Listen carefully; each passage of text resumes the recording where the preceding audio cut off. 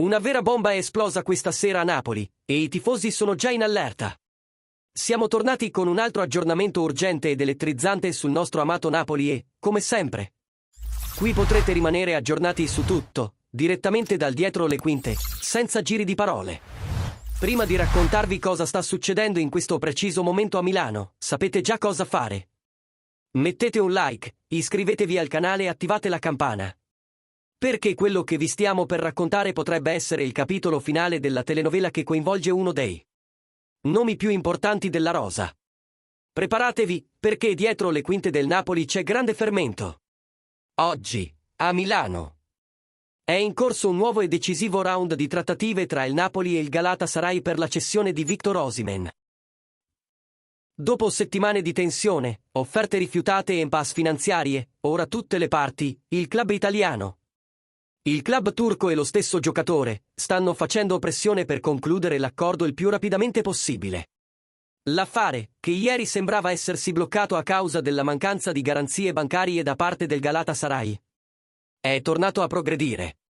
Secondo il giornalista Nicolò Schira, esperto di calciomercato, questo incontro potrebbe suggellare definitivamente l'addio di Osimhen, chiudendo un ciclo importante al Napoli e aprendo la strada a una nuova fase nella rosa guidata da Antonio Conte. Il presidente Aurelio De Laurentiis sta cercando una soluzione che sia sicura dal punto di vista finanziario e soddisfacente dal punto di vista sportivo. L'idea è quella di utilizzare il ricavato della vendita di Osimhen per reinvestire direttamente in rinforzi di alto livello.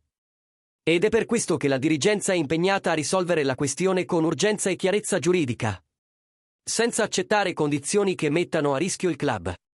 D'altra parte, il Galatasaray è tornato in territorio italiano con la ferma intenzione di chiudere l'accordo, mostrando ottimismo per l'esito e scommettendo sulla volontà dell'attaccante nigeriano, che ha già dimostrato interesse a tornare a indossare la maglia del club turco.